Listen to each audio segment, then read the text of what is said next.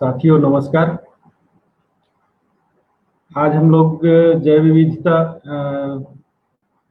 संरक्षण व ग्रामीण परंपरा, जो हमारी परंपराएं रही हैं, उसके ऊपर हम लोग इसी विषय पे मैं अपनी बात रखूंगा, या मैं क्या सोचता हूँ या मेरी जानकारी कितनी है इस पर बात करेंगे।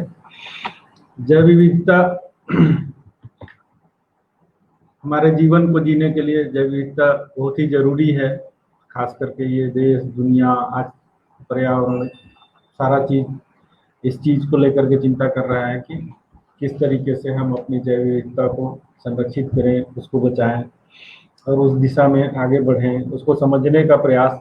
मैं एक छोटा सा, क्योंकि मैं इस दिशा में कुछ समझने का प्रयास कर रहा हूँ कि किस तरीके से जैव विविधता क्या है, उसका महत्व क्या है। हम भी धीरे धीरे इस पे बढ़ रहे हैं, क्योंकि अभी तक हम अपनी समझ को ग्रामीण नजरिए से हम देखते जरूर थे, लेकिन जब वो तकनीकी दृष्टिकोण से देखने का कोशिश करते हैं तो ये समझ पहले नहीं थी। जो चीज हम देखना चाह रहे थे या जो देखने को अब मिल रहा है या जिस तरीके से अब समझने का हम कोशिश कर रहे हैं, तो हम जैव विविधता को एक समझने का कोशिश करेंगे कि जैव विविधता है क्या। इस पर हम काफी दिनों से हम लोग कुछ साथियों के साथ भी हम चर्चा कर रहे हैं, खुद भी कोशिश कर रहे हैं कि हम इस मुद्दे पर बार बार बातचीत करें, ताकि लोग, अन्य लोगों को भी समझ में आए कि जैव विविधता क्या है, जैव विविधता का महत्व क्या है, जैव विविधता को कैसे सुरक्षित रखा जाए, कैसे संरक्षित किया जाए, उसको कैसे बचाया जाए, वो हमारे जीवन में क्या महत्व रखता है, समाज में क्या महत्व रखता है, देश में क्या महत्व रखता है। ताकि जब महत्व हमें समझ में आएगा तो शायद हम उसका पालन भी अपने तरीके से, उसका सुरक्षा भी अपने तरीके से करेंगे। अगर महत्व ही समझ में नहीं आएगा तो हम कैसे क्यों संरक्षित करेंगे, ये एक बड़ा सवाल होता है। तो हम अभी उसके महत्व को समझने का कोशिश कर रहे हैं किस तरीके से, और जो चीज हम समझने का कोशिश कर रहे हैं या जितना मुझे समझ में आ रहा है वो हम अपने लाइव कार्यक्रम के माध्यम से लोगों को भी बताने का प्रयास कर रहे हैं, कि ताकि लोग ज्यादा से ज्यादा इसमें जुड़े और समझने का कोशिश करें। तो जैव विविधता क्या है? जीवों के बीच पाई जाने वाली विभिन्नता है, जो कि प्रजातियों के बीच और उनकी परितंत्रों के विविधता को समाहित करती है, इसे जैव विविधता करते हैं। और ये दो तीन प्रकार की होती है: आनुवांशिक जैव विविधता, प्रजाति जैव विविधता और पारितंत्रिक विविधता। दुनिया के नज़र में जैव विविधता का जो स्थिति है उसको एक संक्षेप में समझने का कोशिश करते हैं। दुनिया में कुल इसकी कितनी प्रजातियां हैं? 30 लाख से 10 करोड़ के बीच में है। अभी तक एक अनुमान ही है, इसका पूरा गणना भी नहीं हो पाया है जो आंकड़ा है। विश्व में 14,35,662 प्रजातियां पहचान की गई हैं। इनमें जो मुख्य प्रजातियों में जो है 7,51,000 प्रजातियां जो है वो कीट की हैं, 2,48,000 पौधों की और 2,81,000 जंतुओं की, 68,000 कौकों की और 26,000 शैवालों की, 4,800 जीवाणुओं की तथा 1,000 विषाणुओं की संख्या जो अनुमान लगाया गया है। और इसके जो क्षय हो रहे हैं, परितंत्रों के क्षय के कारण हैं, लगभग 27,000 प्रजातियां प्रति वर्ष विलुप्त हो रही हैं। एक बड़ा आंकड़ा है। और माना यह जा रहा है कि विश्व की 1/4 प्रजातियां जो है ना, क्षरण के कारण अगर ऐसे ही रहा तो इसका अस्तित्व सन 2050 तक समाप्त हो जाएगा। 1/4 समाप्त हो जाएगा। तो और भारत में जो स्थिति है, भारत में पौधे का अगर देखेंगे तो 48,000 हैं, 48,000 प्रजातियां हैं। स्तनपायी जो है वो 340 प्रजातियां हैं। पक्षी जो है वो 1200 प्रजातियां हैं। सरीसृप की 400 प्रजातियां हैं। उभयचर की 140 प्रजातियां हैं। और मछलियां जो है वो 1,400 और मुलस्क 1,000 प्रजातियां हैं।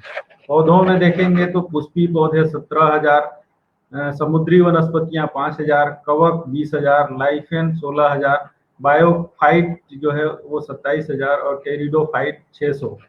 अगर आर्थिक दृष्टि से देखेंगे कि हमको जैव विविधता के जो प्रजाति हैं उनसे अर्थ के रूप में कि कहाँ से मिलता है, तो उसमें औषधि जो प्रजातियां हैं वो 8,000 प्रजातियां हैं। खाद्य योग्य जो हैं वो 3,000 प्रजातियां हैं। रेशे देने वाली 500 प्रजातियां हैं। गोंद व लाख देने वाली 300, चारा देने वाली 400 प्रजातियां हैं। इस तरीके का अलग अलग प्रजाति है। जो चीज को जैव विविधता में देखा जा सकता है। जैव विविधता के समझने के लिए जरूरी है कि जैव विविधता में कृषि भी शामिल है, कीट भी शामिल है, हमारी मछलियां भी शामिल है, जंगल के जो पौधे हैं, वनस्पतियां हैं, औषधि पौधे हैं, वो सारे चीजें शामिल हैं।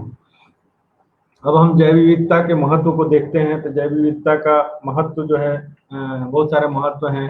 जैव विविधता हमें जैव विविधता जो है भोजन, कपड़ा, लकड़ी, ईंधन तथा चारा आदि आवश्यकताओं की पूर्ति करती है। उसमें अगर हम खाने में देखें तो जैसे गेहूं, धान, जौ, मक्का, ज्वार आदि आदि, बाजरा, रागी, अरहर, चना, मसूर आदि, ये सब हमारे भोजन के काम आते हैं। कपास जैसी फसलें हमारे कपड़े की आवश्यकता की पूर्ति करती हैं। सागौन, साल, शीशम आदि जो वृक्ष वाली प्रजातियां हैं, ये लकड़ी और अन्य फर्नीचर आदि की आवश्यकताओं की पूर्ति करती हैं। इसके ऐसे ही बहुत सारे हैं। इसी तरीके से जैव विविधता कृषि पैदावार बढ़ाने के साथ साथ रोग रोधी और कीट रोधी फसलों की किस्मों के विकास में भी सहायक होती है। वनस्पतिक देखेंगे तो वनस्पतिक जैव विविधता औषधि आवश्यकताओं की पूर्ति करती है। जो औषधि जरूरतें हैं हमारी, जो आयुर्वेदिक मेडिसिन और ये हैं, इसकी पूर्ति करती हैं। जैव विविधता हमारा पर्यावरण प्रदूषण के निस्तारण में भी सहायक है, उसको बचाने का भी काम करती हैं। तो उसमें बहुत सारे अलग अलग पौधे हैं जो हमारे खास करके जो हमारे भारतीय पौधे हैं वो इसमें बहुत महत्वपूर्ण भूमिका निभाते हैं। जैव विविधता को भी संरक्षित रखते हैं और पर्यावरण को भी बचाने का काम करते हैं। जैव विविधता में संपन्न वन परितंत्र कार्बन डाइऑक्साइड का जो प्रमुख अवशोषक होता है, उसका भी काम करते हैं। जैव विविधता जो है वो मृदा, हमारे जो भूमि का निर्माण है उसके संरक्षण में भी, उसके सुधार में भी सहायक होते हैं। जैव विविधता का पोषक चक्र को गतिमान रखने में भी सहायक होती है। जैव विविधता परितंत्र को स्थिरता प्रदान कर पारिस्थितिक संतुलन को बरकरार रखती है। पौधे, जीव जंतु एक दूसरे के खाद्य श्रृंखला और खाद्य जाल द्वारा जुड़े रहते हैं। पौधे शाकभक्षी होते हैं, जानवरों के भोजन के स्रोत होते हैं और बहुत सारे जानवरों को मनुष्य भी खाते हैं, तो एक दूसरे पे ये के भोजन के भी काम आते हैं। समुद्र के किनारे खड़ी जो जैव विविधता है, जैसे मैंग्रोव वन, प्राकृतिक आपदाओं और समुद्री तूफान, सुनामी के खिलाफ जो है वो ढाल का काम करते हैं। इसी तरीके से मानव संस्कृति तथा पर्यावरण का विकास जो है उसके में संस्कृति की पहचान के लिए जैव विविधता का होना बहुत आवश्यक है। जैविक रूप से संपन्न वन परितंत्र वन्य जीवों तथा आदिवासियों का जो है घर वो वनों में ही होता है और वनों के क्षय से आदिवासियों की संस्कृति प्रभावित होगी, उनका जीवन प्रभावित होगा। इसके अलावा वन्य जीवन भी जो है वो प्रभावित होगा। जैव विविधता के क्षरण के बहुत सारे कारण हैं, उन पर अभी उतना नजर नहीं डालते हैं। अनुवांशिक क्षरण के दो प्रमुख कारण हैं, उसमें फसल की संख्या, फसल के प्रकार हैं। उसमें अलग अलग उदाहरण के लिए पूर्व में अधिक संख्या में पौधों का उपयोग विभिन्न कार्यों में होता था, लेकिन धीरे धीरे इन पौधों की संख्या में गिरावट आई है। तो फसलों के प्रकार, जैव विविधता के क्षरण का कारण जो है विभिन्न कारण आवास विनाश है, विखंडन है, पर्यावरण प्रदूषण है, विदेशी मूल के पौधों का आक्रमण है, अति शोषण, वन्य जीवों का शिकार, वन विनाश, अति चराई, बीमारी, चिड़ियाघर और शोध हेतु प्रजातियों का उपयोग, नशा जीवों तथा परभक्षियों का नियंत्रण, प्रतिभक्षी बहुत सारे कारण हैं जो हमारे जैव विविधता को धीरे धीरे नष्ट कर रहे हैं। बहुत सारी बीमारियां हैं। अब इसमें जो मुख्य था जो हम आज चर्चा करना चाह रहे हैं कि जो जैव विविधता है और ग्रामीण जो हमारी परंपरा है, तो हम ज़्यादा फोकस करेंगे कि जैव विविधता को एक समझने का कोशिश करते हैं। जो हम अभी तक देखते आए हैं कि हमारा जो जल संरक्षण का जो, जैसे हमने देखा कि पुराने समय के जितने तालाब बने हुए हैं उसमें आज भी पानी पूरी तरह से सुरक्षित होता है और पानी भरा रहता है, जबकि अभी नए जो तालाब के निर्माण कार्य होते हैं वो कहीं न कहीं सूख जाते हैं, उसमें पानी स्थिर ही नहीं रहता है। तो कारण जानने का बहुत समय कोशिश करते हैं, तो कुछ अंतर जैसे दिखाई पड़ता है कि पुराने जो तालाब होते थे उनके तलहटी में कीचड़ होता था, काले कलर का कीचड़ या मिट्टी होता है, जो मुझे लगता है कि वन पानी को संरक्षित करने का काम करता है। लेकिन दूसरे तरफ जैसे हम देखते हैं कि जो जो बहरा खेत बोलते हैं, जहाँ पे धान की फसलें ली जाती हैं, वहाँ पे उन खेतों के आसपास किनारे में जो केचुआ है वो खाद बनाता है, मिट्टी को खा करके, और उसके बीज से जो खाद बनता है वो उस बहरा खेत के आसपास ही होता है, जो उपजाऊ रहता है और नमी बनाने का काम करता है। तो अगर हम जैव विविधता में केचुआ की भूमिका देखें तो वो खाद के साथ साथ नमी को भी संरक्षित सुरक्षित करने का काम करता है। इसी तरीके का तालाबों में जो सीप हैं, घोंगे हैं, मछलियां हैं, या फिर जो तालाब के जो कीटाणु हैं, जीवाणु हैं, वो वहाँ मिट्टी को खा करके वो मीट करते हैं और वो शायद नीचे जमता है। वो कहीं ना कहीं पे पानी के नमी को बरकरार रखने का काम करता है और हमारे जमीन के जो भूजल स्तर को भी बढ़ाने में मदद करता है। और वहीं जब देखते हैं दूसरे तरफ, तो पुराने समय में जो हमारी ग्रामीण परंपराएं हैं, तालाब किनारे या तो फलदार वृक्ष लगाते थे, जामुन, अलग अलग तरीके के पौधे लगाते थे, जो गुलर का पौधा है, पीपल का पौधा है, बरगद का पौधा है, या फिर अन्य तरीके के पौधे जिनका जिनका की परंपरागत तरीके से पूजा पाठ भी करते थे, और वो तालाब के किनारे होते थे, और शायद वो उनके फल और अन्य चीजें जो तालाब में गिरती थी वो मछलियों के खाने के काम या उनके कीटों के खाने का काम आती थी, जिससे वो एक दूसरे पे जिंदा रहते थे। तालाब के पानी से पौधा जिंदा रहता था और पौधे के फल से तालाब के अंदर रहने वाले जीव जंतु जिंदा रहते थे। एक दूसरे का पूरक है, और वो तालाब हमारे जल स्तर को बढ़ाता था, जिससे कि मनुष्य भी अपने मनुष्य का जीवन सुरक्षित रहता था। तो इस तरीके का जैव विविधता कहीं ना कहीं हमारे मनुष्य जीवन को बचाने में और एक दूसरे के साथ मिल करके समन्वय बना करके एक दूसरे का जीवन को बेहतर बनाने का काम करते हैं। इसी तरीके से हम जैसे हमारा अगर पुरानी परंपराओं में देखेंगे तो गीता में कहा भी गया है कि जंगलों की सुरक्षा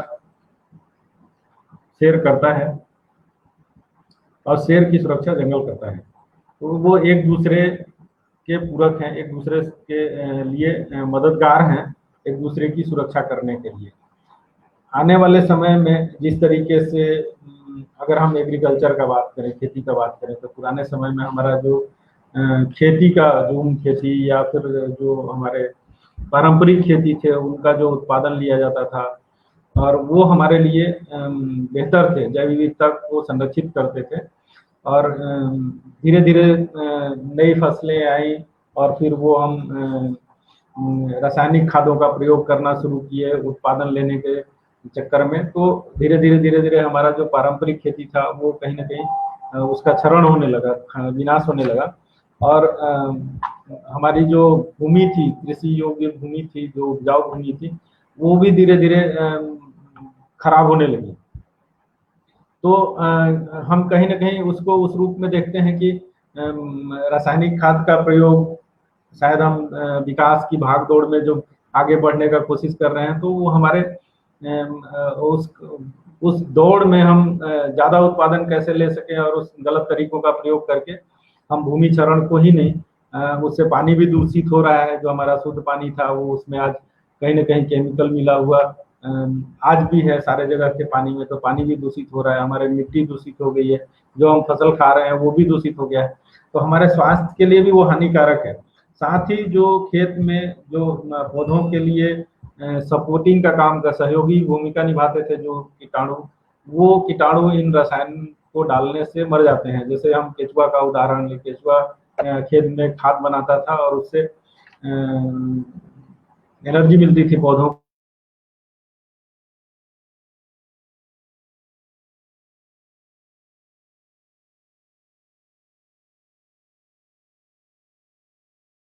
वो रासायनिक जो उपजाऊपन था वो नहीं मिल पाता, और हमारे जैव विविधता को कहीं ना कहीं नुकसान पहुंचता है। वो चाहे केकड़ा हो, मेढक हो, या जो भी इस तरीके के जीव जंतु थे जो खेतों में उर्वरा शक्ति को बढ़ाने में अपनी भूमिका निभाते थे, वो रासायनिक खादों के प्रयोग करने से नष्ट हो रहे हैं। धीरे धीरे जो फसल का भी जो हमारा चक्र हुआ कि पारंपरिक खेती से शिफ्ट करके और नए तकनीकी हाइब्रिड बीज के तरफ गए, तो नए नए बीजों का जो बीज संरक्षित नहीं होता है। पुराने जो हमारे बीज थे वो कहीं न कहीं संरक्षित होकर के रहते थे। तो जो हमारे पुराने बीज थे वो धीरे-धीरे करके विलुप्त के कगार पे चले गए। जबकि वो हमारे जैव विविधता को संरक्षित करने में महत्वपूर्ण भूमिका निभाते थे, जो हमारे पुराने बीज थे। वो कहीं पे गिरते थे या खेत में ही अगर काटने पे गिरते थे तो वहाँ वो और अन्य जीव जंतुओं के खाने के काम आते थे। खास करके जैसे देखा गया है कि अगर हम धान का पुआल काटते हैं और पुआल को अगर हम भूसा में कन्वर्ट कर दें तो उस भूसे का कोई उपयोग नहीं होता। लेकिन अगर धान काट के उसका पूरा पैरा खड़ी पैरा अगर कहीं गिर जाता है तो उसके नीचे बहुत सारे जो जीव जंतु हैं छोटे छोटे वो उस पर पलते हैं, वो उनके खाने के काम आते हैं या उनके पोषण के काम आते हैं। तो एक दूसरे के पूरक हैं। जो जिसको हम खरपतवार समझते हैं, वो खरपतवार भी बहुत समय हमारे जमीन में अपना घर बना लेते हैं, उनसे उनके पालन पोषण में काम आते हैं। जैसे जीव जंतु में भी अगर हम देखें तो कुछ कीड़े मकोड़े हैं, केचुए हैं, चींटियां हैं, दीमक हैं, ये धीरे अपना घर बनाती हैं या फिर वो जमीन के अंदर खोखला करती हैं। जब बरसात होता है तो हम उसको एक देखते हैं कि जमीन को खोखला कर रहे हैं या फिर वो दीमक अपना घर बना रहे हैं, लेकिन वो छेद के माध्यम से शायद जमीन के जब बरसात का पानी होता है वो जमीन के अंदर जाता है और जमीन का जल स्तर को बढ़ाने में मददगार साबित होते हैं। तो कहीं न कहीं ये सीधे या अप्रत्यक्ष रूप से हमारे भूजल स्तर को बढ़ाने में, भूमि को उर्वरा शक्ति देने में या भूमि को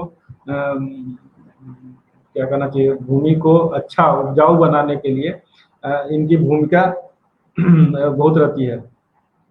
और ये हमारा रासायनिक खादों के प्रयोग से धीरे-धीरे करके नष्ट हो रहे हैं। जिन कीटाणुओं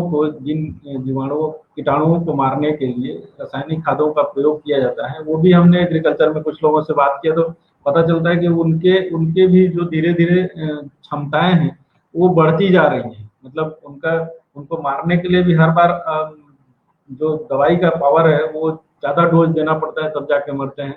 तो कहीं न कहीं वो मतलब एक क्वांटिटी उसकी बढ़ रही है, उसकी भी ताकत बढ़ रही है। आने वाले समय में वो किस स्थिति में होगा, इसको देखना बेहद जरूरी होगा।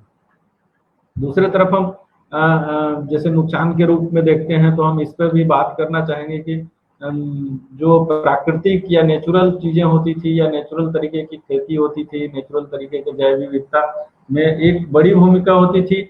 जैसे परागण रुक जाता है अगर उसका क्षरण होता है या उसमें केमिकल का इस्तेमाल करते हैं, तो जो नेचुरल पौधे होते थे या नेचुरल हमारी जैव विविधता के पौधे होते थे, उसमें मधुमक्खी या पक्षी या चमगादड़ या फिर इस तरीके के सब ये जो जीव जंतु, छोटे छोटे जीव जंतु थे, लेकिन ये प्राकृतिक एजेंट का काम करते थे, पौधों के एक दूसरे में परागण करने के काम आते थे ताकि वो बीज आगे अपना फसल को बढ़ाने में मदद कर सके। तो लेकिन ये हम आधुनिकीकरण और ये सब के चक्कर में इसको नष्ट किए जा रहे हैं। पुराने समय में जितने पेड़ पौधे लगाए जाते थे वो कोई या गांव में अभी भी बहुत सारे गांव में अब तो शासन स्तर पर चूंकि पौधे भेजे जाते हैं तो वो शायद जो भारतीय पौधे हैं उनको न भेज करके देसी पौधे बुलाए जाते, देसी पौधे न भेज करके बाहरी पौधे ज्यादा होते हैं जो लगाए जाते हैं और वो पौधे हमारे क्षेत्र के लिए अनुकूल नहीं है। तो मैं जो अपने अनुभव की बात रखने की बात कर रहा था, तो मैंने बहुत सारे जगहों पे देखा कि जो जितने भी विदेशी पौधे दिखते हैं, इन पौधों में कहीं पे चिड़िया को घोंसला बनाते नहीं देखा। तो अगर वो मतलब कहीं न कहीं वो हमारे जैव विविधता के लिए सपोर्टर नहीं है, हमारा सहयोगी पौधा नहीं हो सकता। अगर वो किसी जीव जंतु को आश्रय देने के काम नहीं आ रहा है या उसमें नहीं पक्षी नहीं रहना चाह रहे हैं, मतलब कहीं न कहीं उसमें कुछ न कुछ कठिनाई है। तो उन चीज़ों को समझने की ज़रूरत है। आगे शायद हम इस पे और पढ़ेंगे या देखेंगे तो शायद हमें और समझ में आएगा कि क्यों उसमें कोई पक्षी अपना घोंसला नहीं बनाना चाहते। जबकि हमारा जो देसी पौधा है, वो चाहे बरगद का पौधा हो या फिर हमारा जो आम का पौधा हो, उसमें पक्षी अपना घर बनाता है, उसमें रहता है, निवास करता है। और फिर जैसा कि जानते हैं कि पीपल, बरगद और गुल्लर, घूमर जो है उसके फल, उसके बीज जो है वो पक्षियों से ही एक दूसरे जगह पे फैलते हैं और उससे उनका उनका जन्म होता है और वो पौधा अंकुरित होता है। तो उसमें भी एक मददगार होते हैं कि वो पक्षी उनके फल को खाने में, पौधा जो है वो पक्षी के भोजन के रूप में उसके फल का उपयोग करता है और पक्षी जो है वो उसके बीज को दूसरे जगह उत्पन्न करने में मदद करता है। तो इस तरीके का एक दूसरे के मददगार है। इसी तरीके का हमारा जो मछली है उसमें भी जो हमारी देसी मछलियां हैं वो हमारे किस तरीके से तालाबों में रख करके वो आदमी के भोजन के भी काम आ रही है, दूसरी तरफ वो हमारे प्रकृति के जो संरक्षण का है, जो जल में रह करके जल को संरक्षित करने का, शुद्ध करने का काम करती है, उस तरीके से हमारे इन्वायरमेंट को, जैव विविधता को संरक्षित कर रही है। तो इस तरीके का अब जो हमारे जो खेत के तरीके हैं, हमने बहुत सारे गाँव में जैसे पूछने का कोशिश किया कि हमारा बहुत पुरानी सभ्यता रही होगी कि खेत का मेड़बंदी कब हुआ था। तो हमने बहुत सारे पुराने लोगों से जानने का भी प्रयास किया कि खेत का मेड़बंदी कब हुआ था। तो आज तक हमको किसी ने कभी बताया नहीं, कोई बता ही नहीं पाया कि ये मेड़बंदी कब शुरू हुई थी। जबकि पुराने लोग जब भी देखें, अभी अगर हम तकनीकी तरीके से देखते हैं तो वो मेड़बंदी या भूमि समतलीकरण जो है वो जल ग्रहण प्रबंधन का काम करता है। तो ये प्रबंधन मतलब बहुत पुराने समय से चला आ रहा होगा। हमारे पूर्वज पहले जल प्रबंधन का काम समझे होंगे, उसको क्रियान्वित किए होंगे, तभी तो खेत में मेड़बंदी बनाया गया। तो हमारी परंपराओं को पुराने समय से ही, चाहे वो जैव विविधता को संरक्षित करने का मामला हो, चाहे जल संरक्षण करने का मामला हो, चाहे पर्यावरण को संरक्षण करने का मामला हो, चाहे लोगों के स्वास्थ्य का मामला हो। अगर पुराने समय में भी आप देखेंगे तो हमारे यहाँ के जितने पौधे हैं उसमें अधिकांश औषधि पौधे हैं, जिन औषधि पौधों का मनुष्य के स्वास्थ्य को लेकर के इलाज किया जाता है। उसमें गंभीर से गंभीर बीमारी का इलाज करने के लिए औषधि पौधे हमारे जंगलों में मौजूद हैं। हमारा जो प्राकृतिक संरचना है, प्रकृति ने भी जो संरचना बनाया है, वो संरचना एक दूसरे के जीवन को सुखी रखने और सुरक्षित रखने के हिसाब से ही बनाया गया है। तो हमको एक बेहतर ग्रामीण जीवन को समझने का जरूरत है। पहले के लोग गांव के अपने उपयोग के जितनी भी चीजें रहती थी उतना ही चीजों का उपयोग करते थे, उससे ज्यादा जरूरतों को वो लाते नहीं थे, ताकि उनका उपयोग भी रहे और आगे समय में वो काम भी आता रहे। चाहे वो लकड़ी कटाई का मामला हो, अपने जरूरत के हिसाब से जितना जलाओ लकड़ी चाहिए उतना ही उपयोग करते थे और बाकी जंगल को सुरक्षित रखते थे। वो चाहे अगर हम अपने राज्य के अंदर देखें तो हर जगह कहा जाता है कि जंगलों में आदिवासी रहते हैं और आदिवासी जंगल को सुरक्षित भी रखने का काम करते हैं। उसी जंगल से वो अपना भरण पोषण भी करते हैं, लेकिन उन्हीं के चलते वो जंगल सुरक्षित भी है, ये भी माना जाता है। तो किसी ने कभी वहां रहने वाले या वहां निवास करने वाले लोगों ने कभी पर्यावरण को नुकसान नहीं पहुंचाया। हमारे पर्यावरण का नुकसान फैक्ट्रियों के खुलने से, माइंस के खुलने से या फिर बड़े उद्योगों के आने से, इन सारे कारणों से हमारा जो पर्यावरण का नुकसान हो रहा है या जैव विविधता का क्षरण हो रहा है, धुएं प्रदूषण फैलने से जो हमारा जैव विविधता का नुकसान हो रहा है, इन सब कारणों से। तो इसको सुरक्षित या संरक्षित रखने के लिए या इसके तरीके निकालने होंगे, आपस में जन भागीदारी को बढ़ाना होगा।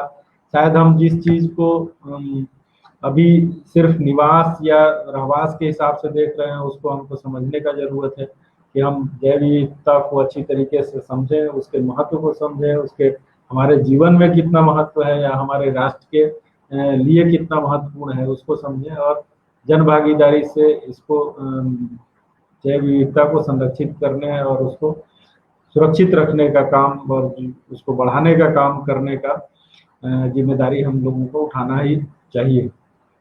दूसरे तरफ जो हमारी पुरानी परंपराएं थे, उसको मुझे लगता है कि उन परंपराओं को पुनर्जीवित करने की जरूरत है। पुराने जैव विविधता से संबंधित जो कृषि कार्य होते थे उनको उनको बढ़ावा देने की ज़रूरत है, उनको आगे लाने की ज़रूरत है, पुनः उसको रीयूज करने, पुनः उपयोग करने की ज़रूरत है। और हमें रासायनिक खाद और ये नए जो हमारे हाइब्रिड हैं इनको रोकने की ज़रूरत है, ताकि हम अपने स्वास्थ्य के साथ साथ अपने समाज के भी स्वास्थ्य की चिंता करें और राष्ट्र को मजबूत बनाने में अपना योगदान दे सके। तो बहुत सारी चीज़ें हैं जो शायद लाइव सेशन में कुछ कुछ याद आता है तो हम कुछ कहते हैं, आप लोग अपने सुझाव भी दे सकते हैं, क्योंकि बहुत सारे अनुभव हैं ऐसे कि जिन्हें यहाँ पे साझा करना जरूरी है। जब गांव में जाते हैं तो बहुत सारी बातचीत होती है, बहुत सारा जैव विविधता को लेकर के या फिर उनके पारिवारिक जो रहन सहन को लेकर के, उनके ग्राम विकास के जो ढांचा है उनको लेकर के बहुत सारी बातें होती हैं। तो जब सभी चीज़ों का अगर अध्ययन करते हैं, जो पहले का जैसे कुआं निर्माण या सड़क किनारे फलदार पौधों का वृक्षारोपण और इस तरीके का बहुत सारा चीज जानने और समझने के लिए जब मिलता है, तो लगता है कि पुराने समय में लोग जैव विविधता को लेकर के बहुत ही चिंतित थे और उस पर उन्होंने बहुत सारा काम किया है। अब जिस तरीके से पुराने समय में हमारे काम हुए हैं, उस तरीके से अब पुनः काम करने की जरूरत है, क्योंकि आज वो काम हो नहीं रहा है। बायोडाइवर्सिटी के संरक्षण के लिए कानून बना है, 2002 में कानून बना है, लेकिन उस कानून के तहत कितना क्रियान्वयन हो पा रहा है ये कुछ कहा नहीं जा सकता। वो शायद विभाग भी नहीं कह सकता कि कितना वो कर रहा है। प्लांटेशन के नाम पे हर साल इतने सारे वृक्ष लगाए जाते हैं, लेकिन वो सारे के सारे, उसमें अधिकांश पौधे जो है वो, जैसे अभी चर्चा में ही कह रहा था कि वो सारे विदेशी पौधे लगाए जाते हैं जिनका हमारे जैव विविधता से कोई लेना देना नहीं है और वो हमारे लिए उपयोगी भी नहीं है। तो ऐसे पौधों को, ऐसे चीज़ों को बदलने के लिए ज़रूरत है, और ये तभी संभव है जब जन भागीदारी, जनता आगे आए, लोग आगे आए। जिस तरीके से ग्रामीण क्षेत्रों में, ग्राम्य जीवन में जैव विविधता अभी बहुत हद तक बची हुई है, शहरी क्षेत्रों में तो नहीं के बराबर है, कह नहीं सकते यहाँ पे कि क्या है शहरों में, लेकिन ग्रामीण क्षेत्रों के दम पे ही जैव विविधता की बात की जाती है। वहीं पे वन बचा हुआ है, वहीं पे संस्कृति बची हुई है, वहीं पे परंपराएं बची हुई हैं, और वहीं पे अभी पुरानी पुरानी जो परंपराएं थी, पुराने जो घटक थे इन चीज़ों के, वही बचे हुए हैं। उन सारे चीज़ों को पुनर्जीवित करने के लिए लोगों की भागीदारी बहुत जरूरी है। और अगर ऐसा नहीं होता है तो जैसा कि आंकड़ा में बता रहे हैं कि आने वाले 2050 तक एक चौथाई जैव विविधता की जो प्रजातियां हैं वो समाप्त हो जाएंगी। तो ये संभव ही होगा अगर जन भागीदारी नहीं होता है। लोगों के या सरकारी विभागों के दम पर अगर हम बैठ करके इस चीज़ को सोचना शुरू करें, तो वो तो आज तक वही प्रयास कर रहे थे, कितना किए हैं वो वही बता सकते हैं। लेकिन जरूरत यह है कि आज हर आदमी अगर इस क्षेत्र में काम करना शुरू करे, और क्योंकि जैव विविधता हर किसी से जुड़ा हुआ मामला है, वो सिर्फ एक स्वास्थ्य का जुड़ा हुआ मामला नहीं, वो हमारे खाने से जुड़ा हुआ मामला है, वो हमारे सांस लेने की प्रकृति से जुड़ा हुआ मामला है, वो हमारे भोजन मतलब हमारे रहन सहन से जुड़ा हुआ मामला है। तो आज अगर हम अपने आप के बारे में, अपने देश के बारे में, अपने राष्ट्र के बारे में अगर अच्छा सोचते हैं, तो हमें लगता है कि जैव विविधता के बारे में भी सोचना चाहिए, जैव विविधता को संरक्षित करने के बारे में भी सोचना चाहिए। और उसको संरक्षित करने के लिए सबसे ज़्यादा जरूरी है कि हम अपनी पुरानी परंपराओं, पुराने जो हमारे सिस्टम थे, पुरानी जो हमारी सभ्यता थी, उसके बीच में किस तरीके से उसकी प्रजातियों को विकास करने, उसके संरक्षित रखने के लिए क्या उपाय किए जाते थे, उन उपायों को अपनाना बहुत जरूरी है।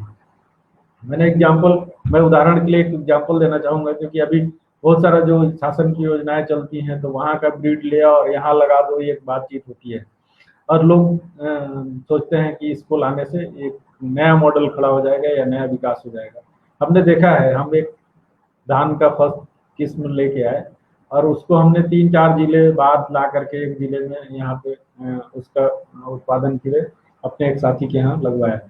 उसका गुणवत्ता, वैरायटी, उसके जिस चीज के लिए वो प्रसिद्ध था, वो सारा कुछ बदल गया। जब ऐसी परिस्थिति अगर आती है, ऐसा बदलाव हो जाता है, तो मेरे ख्याल से जिस क्षेत्र का, जिस क्षेत्र की जैव विविधता, जिस चीज के लिए जैव विविधता प्रसिद्ध है, या जिस क्षेत्र को, मेरे ख्याल से जैव विविधता में वो मौसम, वो क्षेत्र और वो प्रजाति जहाँ के लिए अनुकूल होगी, वहीं पे अगर उसका उत्पादन को बढ़ाया जाए, वहीं पे उसके प्रवृत्ति को बढ़ाया जाए, वहीं पे उसके कार्य को बढ़ाया जाए, तो शायद हम इसको बेहतर तरीके से संरक्षित कर सकते हैं। अब ऐसा नहीं कि यहाँ का हम कहीं और ले जा करके उसको नया रिसर्च करना शुरू कर दें, तो नहीं, रिसर्च में उसकी गुणवत्ता बदलती है, ये हमने देखा है। तो आज इतना ही जैव विविधता पे, और हम इसके बारे में जानेंगे। आप लोग जिस तरीके से आप लोग भी कुछ सुझाव भेजें, तो फिर हम इस पे लगातार अपनी बात को हम लाइव सेशन के माध्यम से रखने का प्रयास करेंगे, और जो भी अनुभवी साथी हैं उनको भी हम जोड़ने के लिए, इस मंच पे लाने के लिए पूरा प्रयास करेंगे। धन्यवाद, नमस्कार।